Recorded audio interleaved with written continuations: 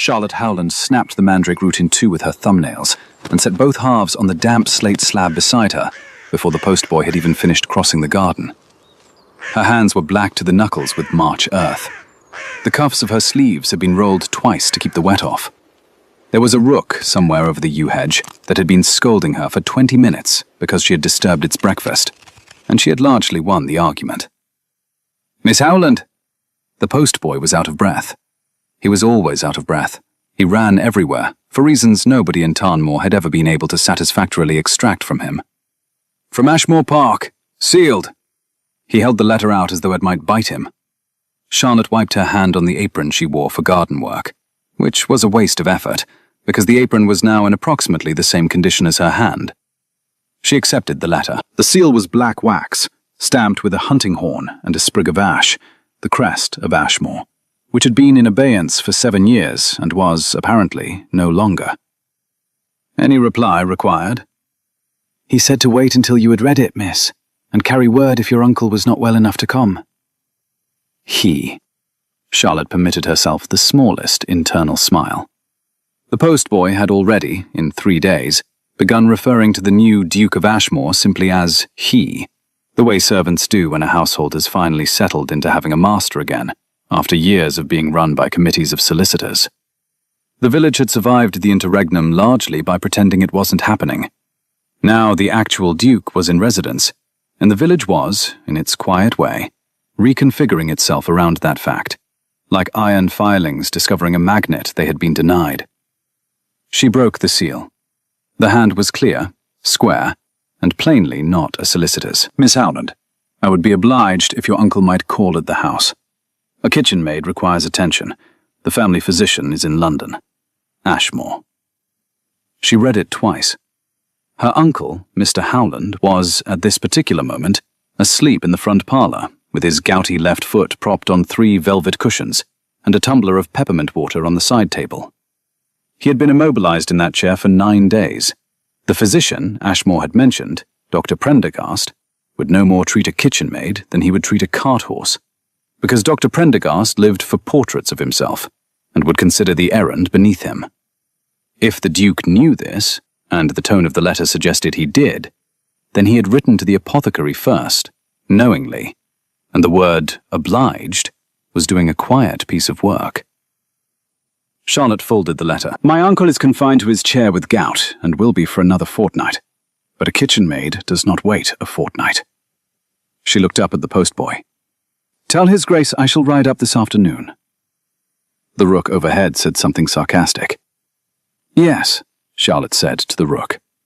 "I know."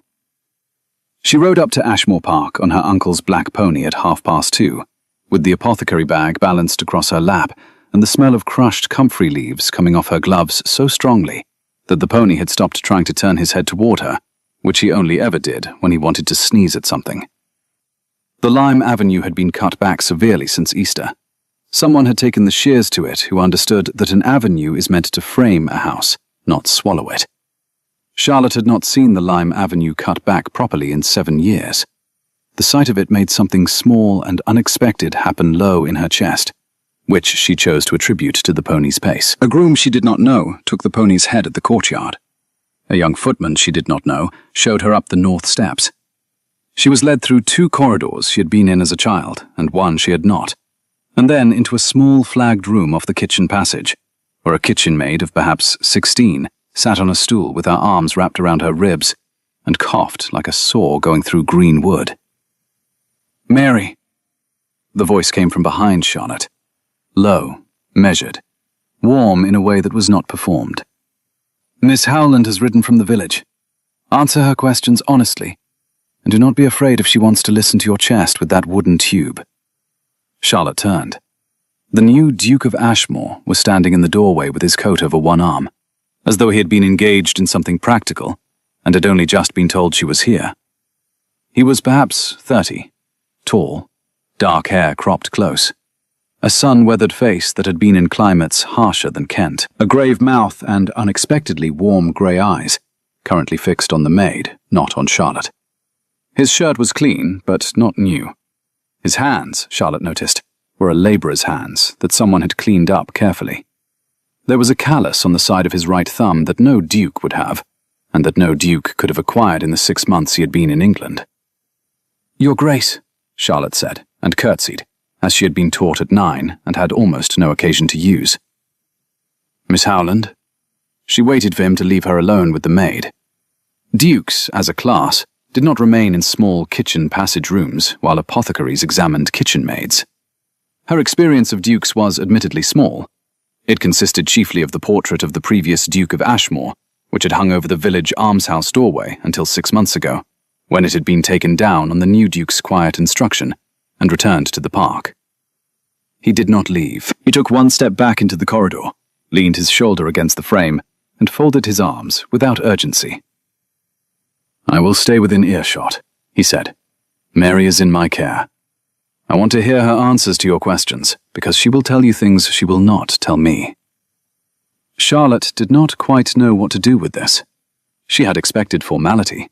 She had expected a brief, cool reception and a swift exit into corridors where servants bore her along to her patient. She had not expected a duke who understood that a 16-year-old kitchen maid with an inflamed chest was more likely to speak honestly to an unknown apothecary's niece if the duke was a voice beyond a doorway than if he were a face in the room. She knelt in front of the stool. "Mary, my name is Charlotte. Your master has sent for me because you are ill, and he does not like it. I'm going to ask you some questions, and I'm going to listen to your chest, and I'm going to give you some small blue jars and one rather disgusting syrup. Is that agreeable?" Mary nodded. Her eyes flickered once toward the doorway and came back. "How long," Charlotte said, "have you had this cough?" "Since Candlemas, miss." "Is it worse at night or on rising?" "On rising." "Does it take your breath away when you laugh?" "Miss, I haven't laughed since Candlemas." Charlotte heard a short, quiet exhalation from the corridor that might have been amusement. She did not turn. She proceeded, methodically, through the questions she had learned from her uncle's battered book of practice, through the listening tube, through the gentle prods at the ribs and the collarbone. A mild pleuritic complication, thank God, not the thing that had taken 3 labourers from the South Lodge the previous winter, a thing she did not name aloud because Mary would know the name and would panic. She stood. "Your Grace." He was still in the corridor. He straightened when she spoke. "She needs rest in a warm room with damp cloths over a bowl of hot water 3 times each day for a week. I will send up a camphor rub and a syrup. She's not to work the scullery until the cough is gone, and when she returns, she is to be kept off the cold stone. There is a draught under the main kitchen door." She paused. "Forgive me, I am instructing you about your own kitchen." "No," he said. "You are instructing my housekeeper, through me. Go on." So she went on.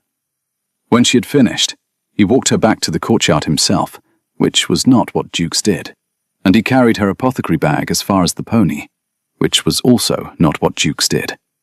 He did not attempt to hand her up. He stood at the pony's head, one gloved hand on the bridle, and waited while she arranged herself in the side saddle. "Your fee, Miss Howland?"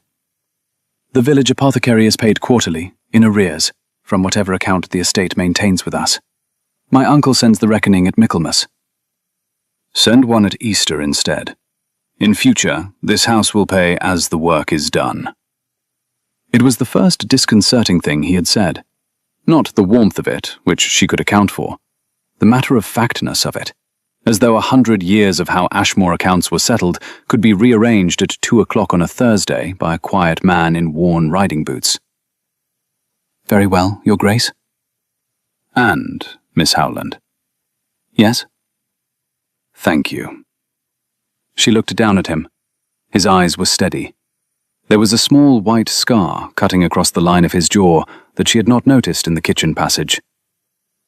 "You're welcome," she said. The pony turned under her, and she rode back down the lime avenue, and all the way to the village she could not work out why the weight of the apothecary bag against her knee felt so strange. Until she realized it was because his hand had been on the strap for exactly 12 seconds, and her hand now rested in the warmth where his had been. The rook in the rectory elm was asleep when she passed. He came into the apothecary at 11:15 on Tuesday, 7 days later, when Charlotte's uncle was upstairs having his gout foot bathed by their cook, Mrs. Dyer, a process which involved screaming at intervals and which Charlotte had long ago learned to simply narrate past. The brass bell over the door rang. Charlotte did not look up. She was measuring powdered licorice root into a narrow glass phial with a horn spoon, and the powder had a way of rising into the air if she breathed on it wrong. "Good morning. I shall be with you in a quarter of a minute." "Take the full minute. I have an opinion about the arrangement of your shelves." She almost dropped the horn spoon. When she looked up, the Duke of Ashmore was standing in the middle of the shop, hat in hand, surveying the wall behind her with the same serious attention he had given the kitchen maid Mary. His gloves were off. The scar on his jaw caught the morning light from the front window. "Your Grace." She set down the phial. "Forgive me. I was not expecting you." "I was in the village. I thought I might save the postboy a journey. Mary is much improved." He tapped the edge of the counter once. "The licorice root and the valerian ought to change places. You lose half an inch of reach every time you take licorice down, because the valerian tins knock against your elbow. You would not notice it. Your uncle would not notice it. Mrs. Dyer's niece who dusts here would not notice it. I noticed it because I spent 7 years in warehouses, where the arrangement of goods on a shelf determined how many men died in a winter." Charlotte opened her mouth, and then closed it. "Forgive me," he said, not at all contrite. "I have been too long among tradesmen. I tell you things that are not my business." "Your Grace, you own the freehold of this building." "I own the freehold. I do not own the shelves. The shelves are your uncle's intelligence, expressed in wood." She stared at him.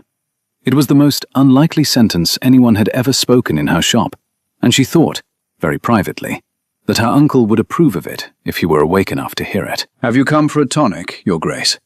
Or for philosophy?" "Both, if they are not mutually exclusive." "They are frequently mutually reinforcing in this shop. I inherited a great deal of philosophy from my uncle, along with the ledger. What ails you?" "Nothing. My secretary has a neuralgia behind the left eye that has outlasted 2 physicians and my own patients. He believes it is a migraine. He is wrong. It is the gas lamp in the estate office. But he cannot be moved, and I cannot change the lamp because the lamp is expensive and new, and I was told I would ruin him by telling him so. Have you something that will, at least, reduce the impression of the thing?" "Chamomile and feverfew in hot water 3 times daily. I shall send up a tincture that will be of more use than anything Dr. Prendergast has attempted. Shall I send it with the next errand, or would you prefer to take it now?" "I shall take it now." She turned to the shelves, and as she measured, she was aware of him moving through the shop, not touching anything, hands behind his back, looking at jars and labels with the attention of a man reading a book. He stopped at a small green linen pouch on a shelf above the door, the last of her uncle's travel pouches, unsold since the war, and his hand lifted and hovered briefly toward it, and then returned to his back. "My uncle makes those," Charlotte said without turning. "Travel pouches. Dried herbs for the road, a twist of willow bark for pain, a flint." "Are they useful?" "Much more than they look. I stitched them when I was 16, and they sold very badly, because the sort of men who go to Spain with the army do not shop in a Kentish village. There is a basket of them in the back, unopened since 2009. "Have you sold any?" 3. 1 to a tinker, 1 to an elderly clergyman going to visit his sister in the north, and 1 to a vagrant man in a storm 3 years ago who could not pay me and tried to leave a half-sovereign on the counter, which I refused. She turned then, with the tincture bottle in her hand, and she thought she caught something in the Duke's face before he composed it. A stilling of the eyes, a very small reorganization of the mouth. It was the expression of a man listening carefully to something he had not expected to hear spoken. 3, he said, quietly. "Is that all?" 3, Your Grace." He took the bottle. He paid Oku in exact silver, laid on the counter in a small, neat column, Oku, and he went to the door. At the door he paused, with his hand on the latch. "Miss Howland." "Your Grace." "Would you consider sitting on the village charity committee? The almshouse. I am told you draft the resolutions." My uncle drafts the resolutions. I write them down. That is what I said. He allowed himself, for the first time, the ghost of a smile. Good day, Miss Howland. The bell rang. The door closed. Charlotte stood alone in her shop with her hands flat on the counter and listened, for no reason she could explain, to the sound of his horse going up the village street and turning, by the pound, toward the Ashmore Road. There was something. There was something about him. She could not name it. She pushed it aside. The valerian tins, now that she considered them, did knock against her elbow every time she reached for licorice. The Tarnmoor Village Charity Committee met in the rectory parlour on the third Wednesday of each month, attended by the rector's wife, 3 spinsters of various militant tendencies, old Mr. Foxley, who had lost the use of one leg at the Battle of Copenhagen and had opinions on everything, and Charlotte, in her capacity as amanuensis. There was an agenda of 7 items. The Duke of Ashmore arrived on the 4th item. He did not interrupt. He took an empty chair near the door, nodded once at the rector, and folded his hands in his lap while Miss Edith Pargeter concluded her remarks on the insufficiency of the current coal allowance for the 3 almshouse residents. He did not introduce himself. He did not need to. The rector's wife had already dropped a cup of tea on a tile, which happened to her only when she was excited past capacity, and 3 successive spinsters had forgotten their threads of argument mid-sentence. Item 5, the rector said, with the air of a man who has given up being surprised by anything in his own parlour. The proposal by the Duke of Ashmore for an expanded almshouse, to accommodate not only the 3 present residents, but also the 12 estate servants who were turned out without pension upon the death of the late Duke and the ascension of the late administration. He meant Mrs. Farley, who had administered Ashmore for 7 years as regent for her son, who was the late Duke's nephew and, as of February, no longer the Duke's heir, because the actual heir had turned up alive. Mrs. Farley still lived in the dower house on the Ashmore Road. Mrs. Farley had been absent from the village for 6 weeks, which was the length of time she had so far required to decide whether to appear at the new Duke's door or to ignore his existence forever. The village assumed, correctly, that the decision would not be ignore. Miss Howland, the Duke said, you prepared the draft. Your uncle has dictated a list of names. You have structured it into a proposal. There is a difference. She flushed. She hated flushing. She had been trying to unlearn it since she was 14. Very well. The almshouse, as it stands, accommodates 3 elderly persons, Mrs. Clegg, Mr. Sprague, and old Jemima. The 12 persons turned out by the late administration include 2 head grooms, John Mercer and Daniel Oakshott, 4 stable hands, Peter Larkin, Samuel Ives, Amos Pullen, and Billy Hoskin, 2 gardeners, Ned Plumstead and old Mr. Wither, a laundress, Mrs. Verity Dowd, a housemaid, Anne Starling, a page, Jem Rowe, and the bootboy, Tommy Larkin, who is Peter Larkin's son. 4 of these have died since their removal. 8 remain. 6 of the 8 are resident with family in the village. 2 are known to be destitute. The Duke did not speak during this list. He did not seem to breathe during it either. Thank you, Miss Howland. His voice was even. Would you add to the list Mrs. Clemens, who was the under-housekeeper? She was turned out in January of the year in question, earlier than the others, on a pretext. She is resident with her sister in Rochester, and can be reached through the curate at St. Jude's.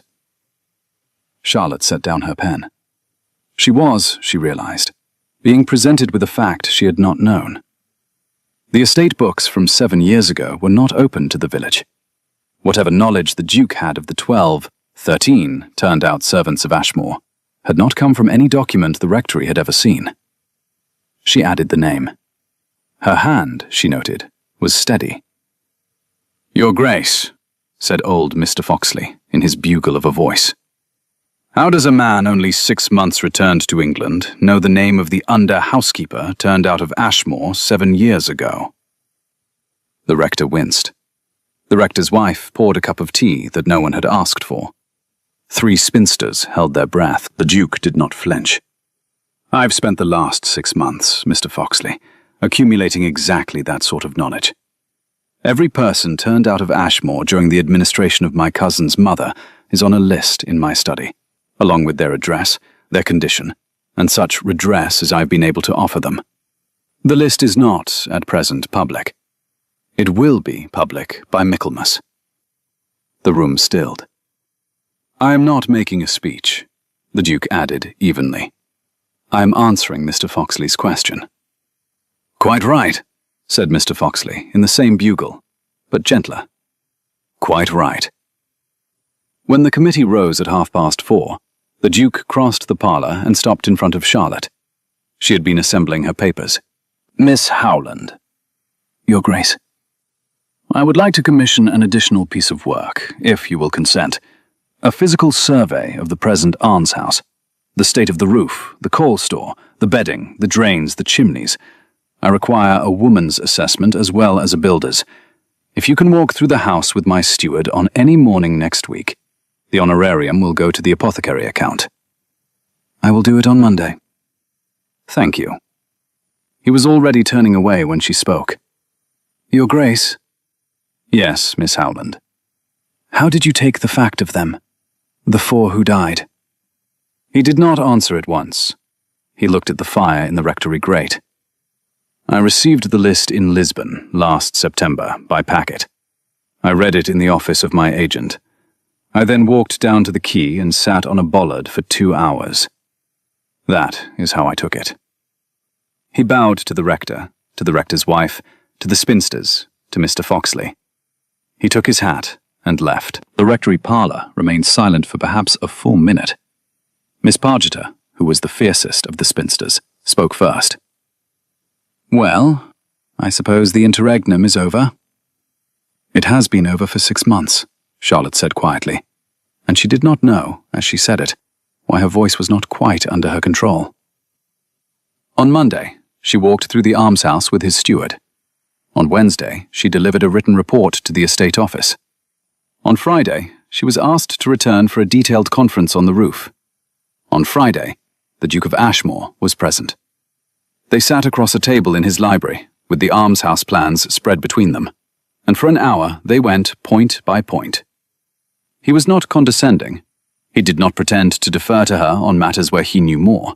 He did not pretend to know more on matters where she knew more. It was the strangest working conversation of her life, and halfway through it, she realized that she had not noticed the half-hour passing, which had not happened to her in the professional practice of her life since she was 19. At 11:30, a maid brought tea. The Duke took the cup she poured for him and set it down without drinking, and said, without looking up from the drainage diagram, No sugar, thank you, Miss Howland. She had already not put sugar in it. She had not asked him, and she had not put sugar in it, and she did not know until this moment that she had made the decision. Her hand, on the teapot, stilled for a half-second. She recovered before he noticed.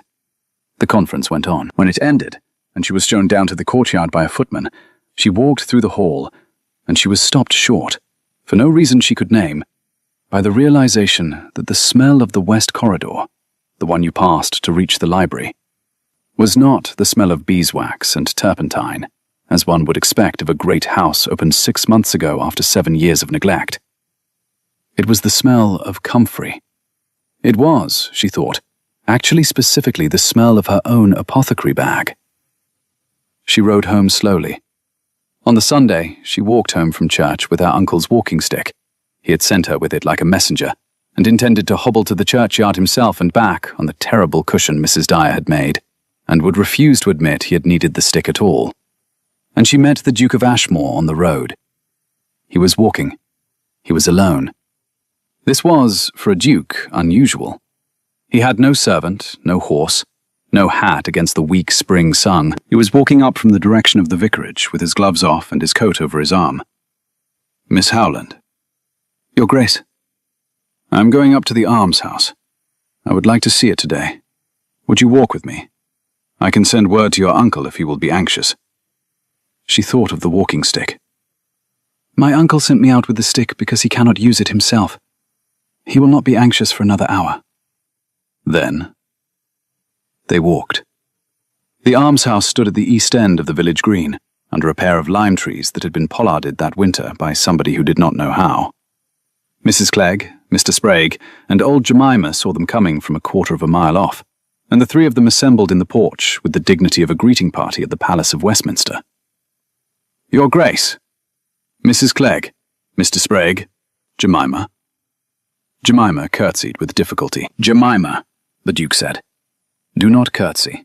Not because I forbid it, but because you are 84, and your knees are not warranted past 90. Sit down." Jemima sat. They walked through the almshouse. Charlotte took notes. The Duke took no notes, because he did not need to. He remembered things. Mrs. Clegg told him the chimney smoked when the wind was westerly. Mr. Sprague told him the coal scuttle was too heavy for Mrs. Clegg to carry. Jemima, who had not spoken of it in 14 years, told him what had happened to a young girl in service at Ashmore in 1788, who had been blamed for a missing piece of silver. The Duke listened. He said, "Tell me the girl's name, Jemima, if you remember." Jemima remembered. The Duke wrote the name in a small notebook from his pocket. Outside, on the green, Charlotte walked beside him and was silent for a time. "Your Grace." "Yes." "You will hear those stories for the rest of your life. Every old servant from Ashmore will bring you one. Half of them will be apocryphal. They do not need to be true to be worth knowing. No. Miss Howland, why did you serve me that tea, unsweetened, on Friday?" Charlotte did not answer at once. She had been walking with her eyes on the road, and now she raised them slowly to the pollarded lime trees, as if she were estimating the injury done to them. It gave her 10 seconds. "I suppose because you strike me as a man who does not take sugar." "Is that the whole of your reason?" "Your Grace, I do not know what other reason I should give." He did not press it. He walked her back as far as the apothecary door. He did not go in.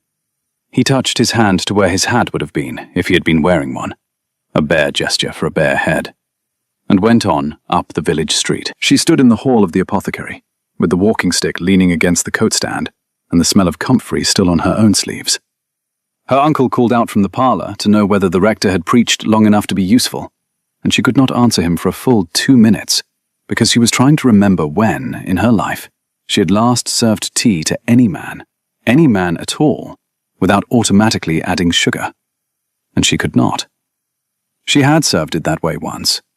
She had served it that way once, 3 years ago, on a wet March evening, to a stranger in a storm who had said nothing for 2 hours, and then, from the chair by her uncle's fire, had said only, "Without sugar, thank you." The next afternoon, a groom came down from Ashmore Park with a sealed note. The Duke's hand again. "Miss Howland, would you attend at the estate office at 3 o'clock tomorrow to advise on a specific matter? The matter concerns the still room, which has not been used in 7 years, and which I am minded to restore. Ashmore." She read it. She read it twice. She wrote back, "I shall attend." She sent the groom on his way. She then sat down in the kitchen at the long pine table and put her face in her hands for 12 full minutes. Not because she was weeping, but because she was thinking, and because she had to work her way back carefully, the way you walk back through a field in the dark after you have lost something, from the present moment to an earlier one, without flinching. The still room.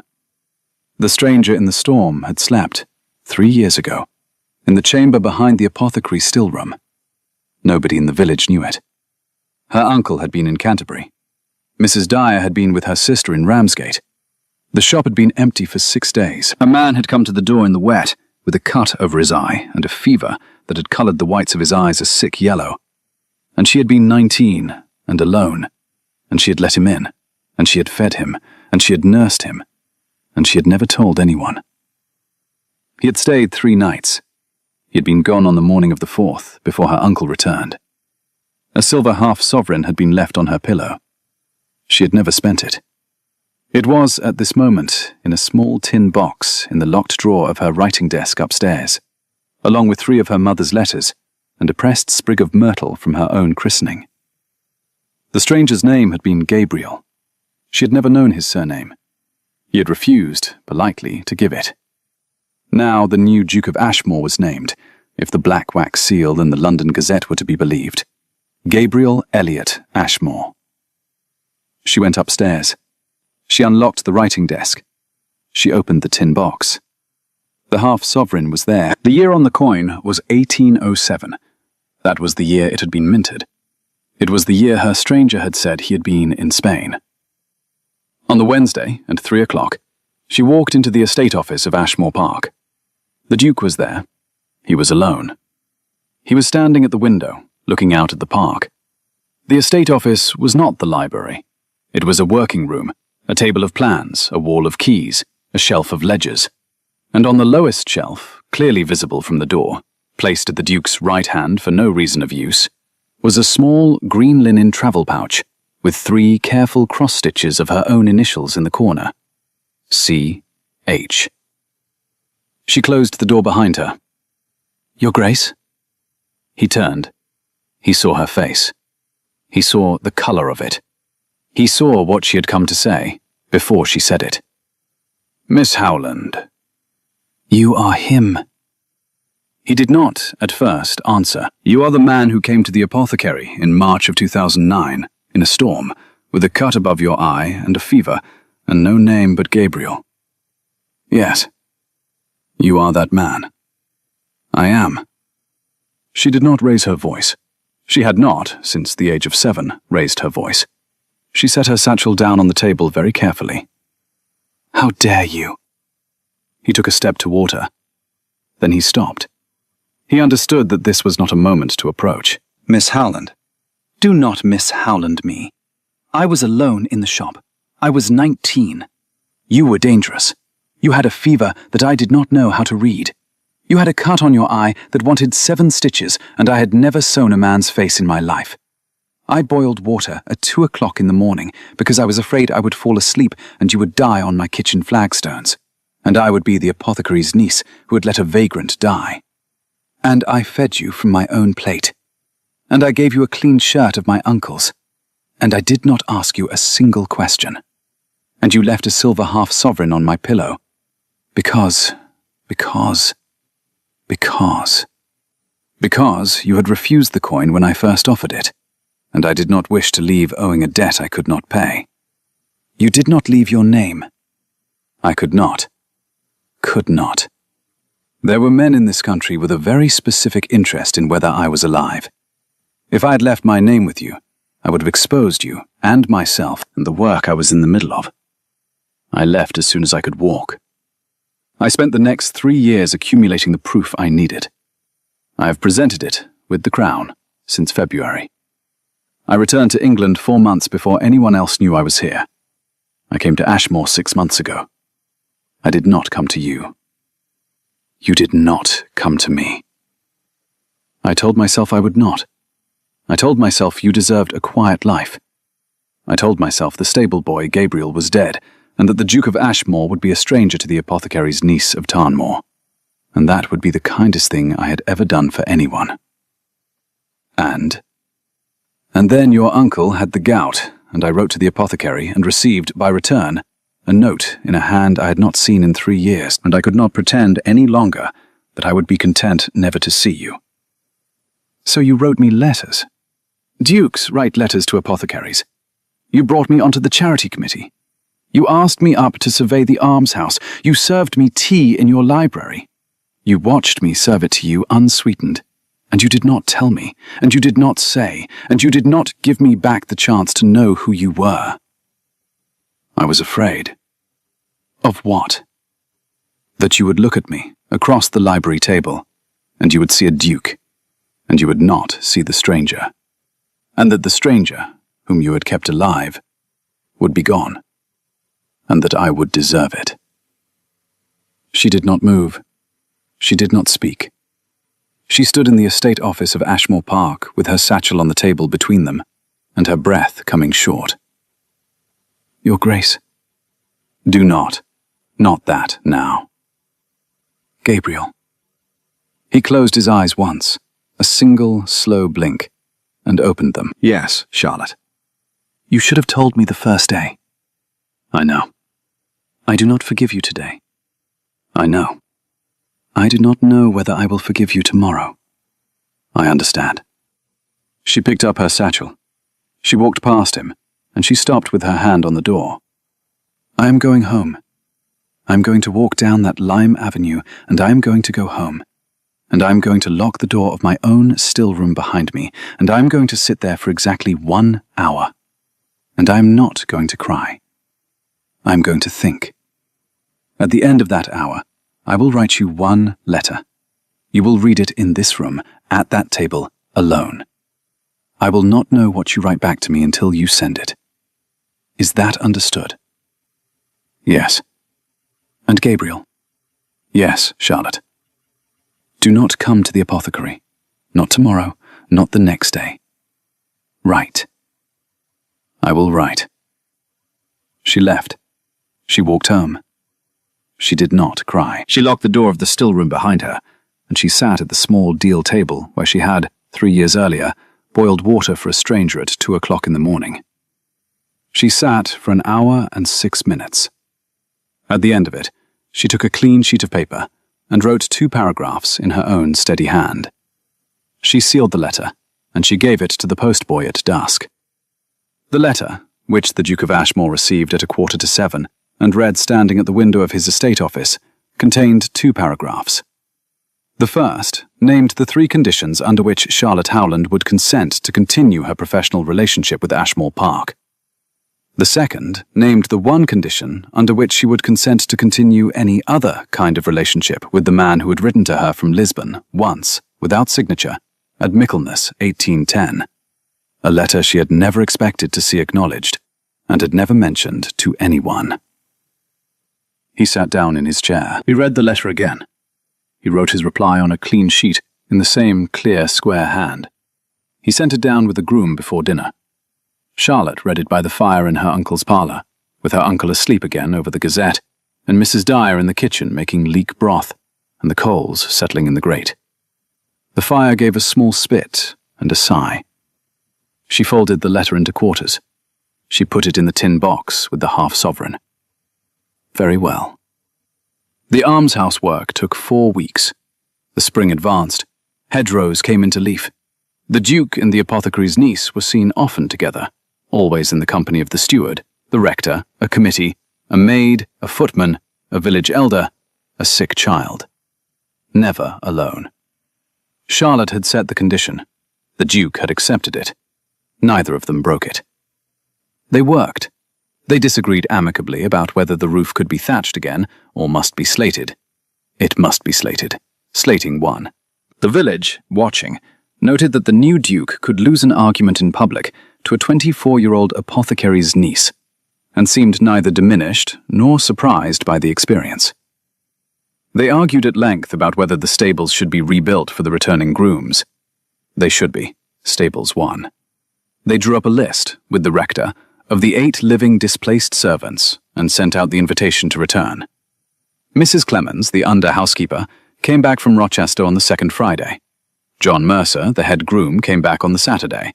Tommy Larkin, the boot boy, arrived on Sunday morning and wept behind the stable block because his father, Peter Larkin, had been buried at Beaconsfield in November and had not lived to see the summons. Charlotte watched the Duke in these 4 weeks, as she had not watched him before. She watched him give instructions to a carpenter with the exact tone of a man who knew the difference between the cheaper joint and the cheaper excuse for a joint. She watched him dress down his own estate manager in front of her for having kept Mrs. Clegg in a chimney-smoking room for 3 weeks after the condition had first been reported. She watched him listen to Jemima, the 84-year-old almswoman, for 40 minutes about a soldier who had come through Tarnmoor in 1788 and never came back. And she watched him take down the soldier's name and promise, in the hearing of everyone in the almshouse parlour, that he would find the regimental record. She watched him, and she catalogued what she watched, and she did not speak to him alone. On the Thursday of the 4th week, when the slates had gone up, and the new door had been hung, and the stables were in frame, the Duke invited, through his secretary, the entire village and the entire resident household at Ashmore Park to a ball on the Saturday following. The invitation was not formal. It was practical. The new Duke was to be introduced, properly, to the county. The displaced servants were to be reinstated, publicly. Anyone who had a grievance with the administration of the estate during the interregnum was invited to state it, in a small room with the rector as witness, between the 3rd and 5th hours of the evening, before the dancing began. Mrs. Serena Farley arrived, uninvited, at 8 o'clock. She came in a carriage with her son Hugh. She was dressed in pale grey silk, which was what she wore when she meant to be unassailable. Her son was 26 and unpleasant. The two of them stepped down at the south door of Ashmore and presented themselves as having been, of course, invited, and the footman, who had had no instructions otherwise, admitted them. Charlotte saw her from across the ballroom. Charlotte had come in a simple cream silk her aunt had sent her from Bath. She had pearls from her mother. She was standing by the lime-green curtain with Miss Pargeter, the militant spinster, who had been, against her own principles, enjoying herself thoroughly. Miss Pargeter said, quietly, "She has come to burn the house down. She has come to try." Mrs. Farley moved through the ballroom with the air of a woman taking a census of a property she was about to repossess. She stopped, deliberately, in front of the Duke, who had been speaking with the rector and with Mr. Foxley. "Your Grace." "Mrs. Farley?" "I had not expected to be invited." "You were not." A small silence. Mr. Foxley, the one-legged veteran, shifted his weight onto his good leg and looked deeply interested. "I have come, nonetheless," said Mrs. Farley, "to make a short address to the assembled company. I think you will agree I have earned the hearing." "I will agree to nothing of the sort. But you may speak. I will not silence a woman at my own ball, whatever the provocation." "Thank you, Your Grace." She turned to the ballroom. "Friends, I am Serena Farley. For 7 years, with the Crown's consent, I administered the Ashmore estate as guardian to my son, who was, at that time, the lawful heir in the absence of the late Duke's nearer kin. 6 months ago, a man arrived in London claiming to be the nearer kin. He has produced, I will concede, a great deal of paper. Paper is the easiest thing in the world to produce.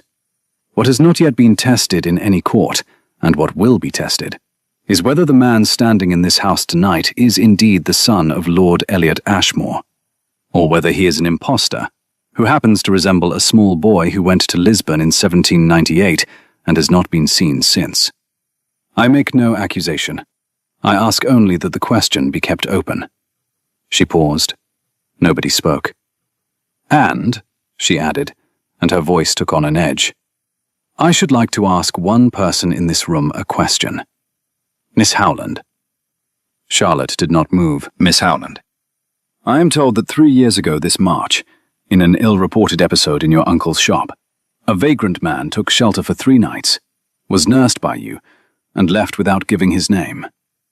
Is this true?" The ballroom breathed in. Charlotte felt the pearls at her throat. She felt Miss Pargeter, beside her, grip her elbow once, hard, and let go. "It is true," she said, and her voice was clear, and it carried. "And are you prepared to state, before this assembled company, that the man standing behind me in the coat of a duke is the same man?" "I am." The ballroom held its breath. "Then you will know," said Mrs. Farley, "that 3 years ago that man was a stranger in a storm, without name or letter or seal, and that the persons who prepared his claim to Ashmore have had 3 years of access to you and to your uncle in which to arrange the small, convenient details of his alleged prior presence in this country. I ask the room to consider what weight this recognition is entitled to." Charlotte stepped forward. "Mrs. Farley." "Miss Howland, I should like to ask you a question in return." "By all means." 3 years ago, in March, when the man who was then a stranger was in my uncle's house for 3 nights, you yourself were, by the records of the estate, in residence at Ashmore Park. You issued 3 warrants from this house, all dated, all signed, during the period of that man's stay. If you had known, or suspected, or feared that a claimant to Ashmore was moving through your district, what did you do to verify the report? My second question is this. Your son, Mr. Farley, on the 14th of that same March, sent 2 men south from London with an instruction to find a person at a specified description. Those 2 men arrived in Tarnmoor on the 17th, which was the morning the stranger left the apothecary. They questioned my uncle in his own shop in a tone he has described to me as threatening. They left on the evening of the 18th. Do you deny this? I have no knowledge. My third question is this. The 2 men who arrived in Tarnmoor on the 17th were in the pay of a London solicitor whose office has, since February, been seized by the Crown on charges of forged succession documents in no fewer than 4 estates. You sat on the board of that office, Mrs. Farley, for 6 years. Do you deny this? The ballroom did not breathe at all. Mrs. Farley opened her mouth. Do not answer, said her son Hugh in a strangled voice. Mother, do not. Mr. Farley, said the Duke of Ashmore, very softly, and not to Mrs. Farley, and not to the ballroom. Your mother is entitled to answer the question. She is entitled to my house until she does. She is entitled to her dignity. And she will tell the truth in this room, or her carriage will leave this courtyard empty. Mrs. Farley did not answer. The Duke spoke, finally, to the ballroom. Miss Howland's account of March 1809 was confirmed, in a sworn deposition 6 weeks ago, by the surviving clerk of the solicitor's office in question. He deposed that 2 men were dispatched to Tarnmoor on the 14th of March to find a claimant named Gabriel Elliot Ashmore, and to ensure that he did not reach London alive. They failed. He did. That is why I am standing in this room. Miss Howland was, on the night of the 16th of March, the only person in the county of Kent who knew that I was alive. And she did not know she knew. If Mrs. Farley wishes to test Miss Howland's knowledge of that period, she is free to do so, in any court in England, with my full cooperation. The room did not move. The music, the Duke said, may continue. It did. Mrs. Farley and her son left at 9:15. They did not return to the Dower House. They went to Rochester. 2 months later, Hugh Farley was indicted for conspiracy to forge a succession document. Mrs. Farley was not indicted, because she had not, in the end, forged anything herself. She retired to Cheltenham, where she lived quietly for 11 years, and never returned to Kent. An hour later, Charlotte stepped out onto the terrace. The night was cool. The gardens below the terrace were full of the smell of hawthorn in flower, and of cut lawn, and of something hidden somewhere, but was a wisteria coming into its prime. The ballroom blazed yellow behind her. She stood with her hands on the stone balustrade and tried to slow her breathing, which had not slowed since she had walked forward in the crowded room. The terrace door opened and closed. He came and stood beside her. He did not touch her. He did not speak for a moment. He put his hands on the same balustrade, 2 feet from hers, and watched the garden. Charlotte.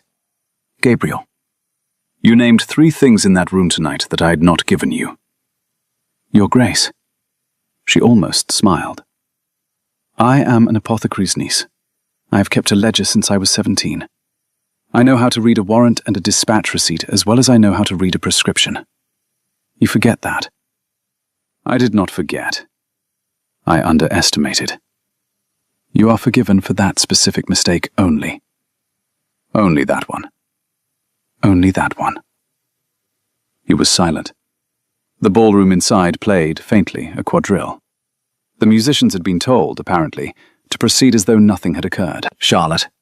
Yes?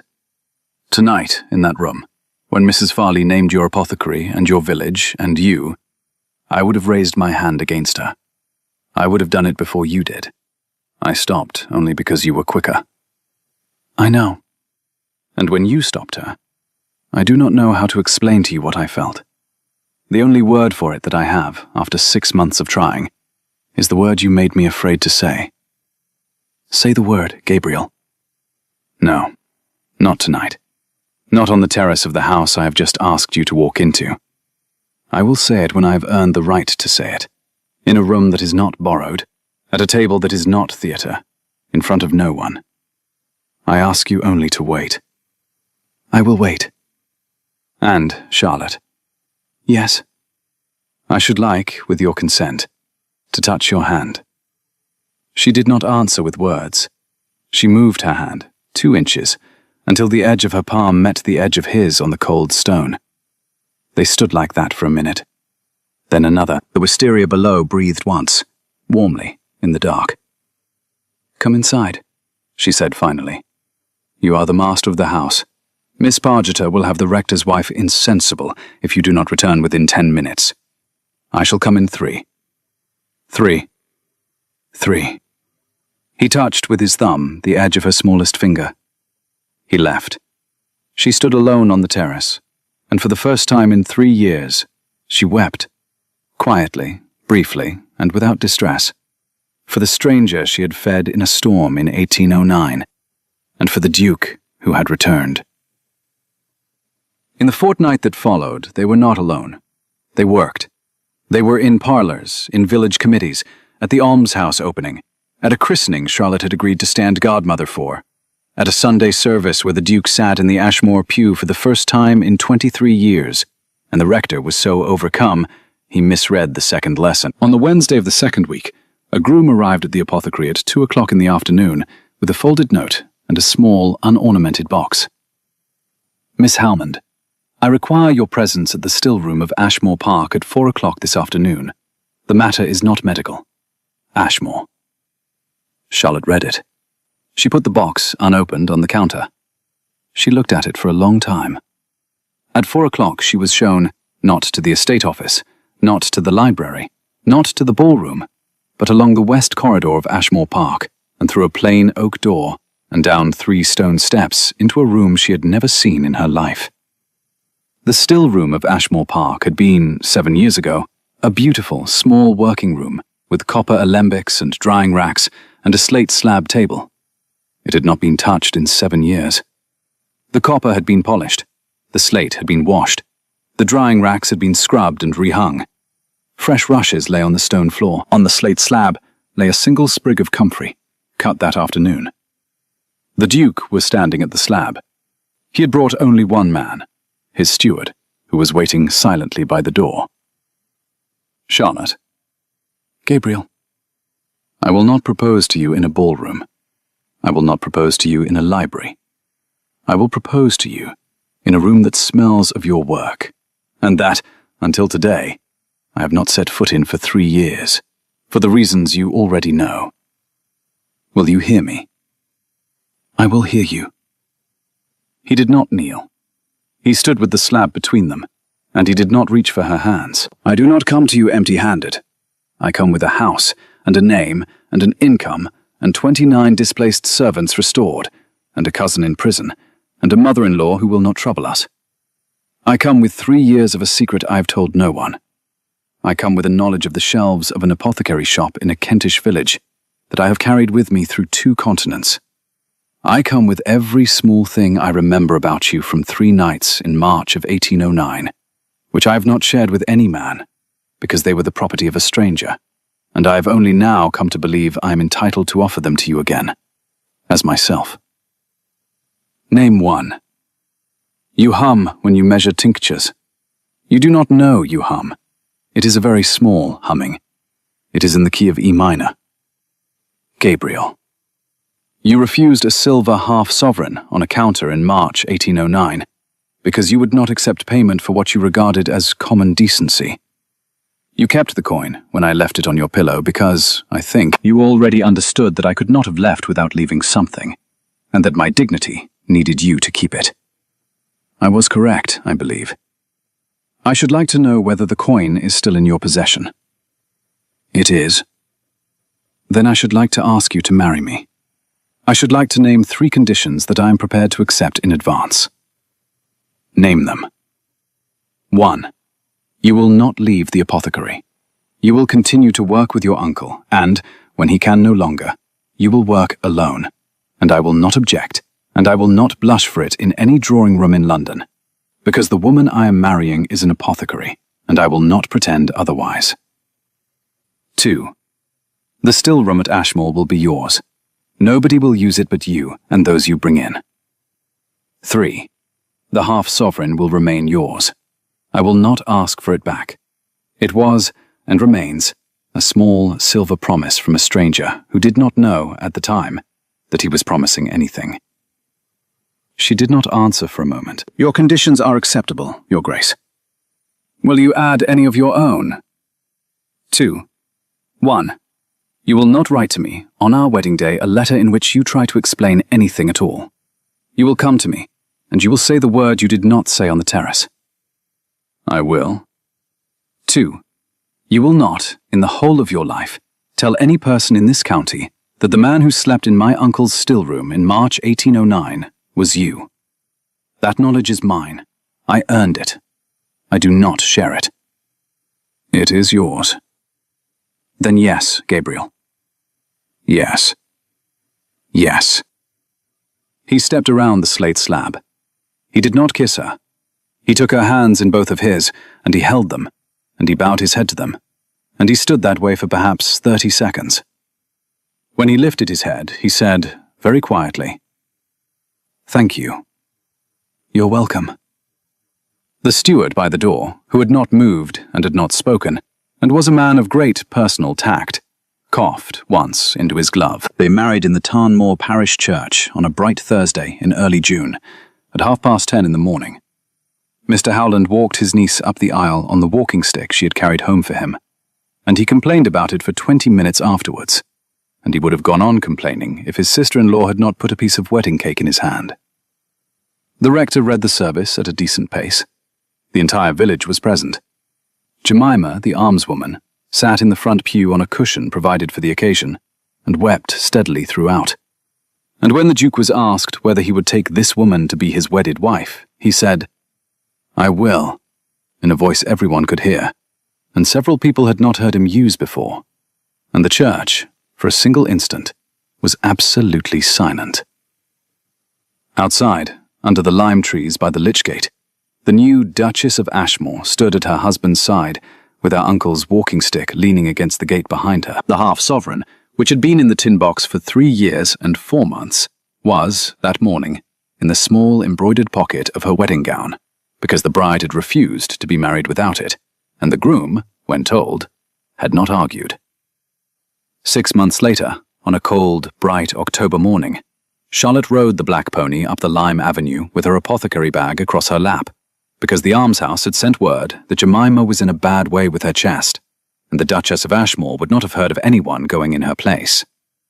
Her husband was standing at the courtyard when she arrived. He had been supervising the final stones of the rebuilt stable, which had been completed, at last, that morning. He lifted her down himself. He did not speak. He took her bag in one hand and walked her into the house through the kitchen passage and along the west corridor to the still room, which she used now, 3 mornings a week, as her working space. On the slate slab was a small green linen pouch she had stitched at 16, still with her initials in the corner, which she had never sold. On top of the pouch was the silver half-sovereign, minted 1807. Beside the half-sovereign was a second coin, identical, which the Duke had, that summer, found in a London shop in Bishopsgate, where he had been looking specifically for one. The year on the second coin was 1812, the year they had married. "Your Grace," Charlotte said. "Your Grace," he returned gravely. She picked up both coins. She put the 1807 one in her pocket, where it had always been. She put the 1812 one in his. "Jemima first," she said. "Then tea. No sugar. No sugar." She picked up her bag. He carried her shawl. They walked out into the October morning and down the lime avenue together, and the rook in the rectory elm, who was never asleep when he should be, scolded them all the way to the almshouse door. And that, a listener will agree, is about right for the beginning of a story. If you have ever kept a silver coin in a small tin box because you could not bring yourself to spend it, for reasons you did not quite understand at the time, tell me in the comments what the coin was, and what you never said about it. I read every comment. If you have not yet subscribed to this channel, you will find the button below the video. I should be glad of your company. There is another story next week. I hope you will come back.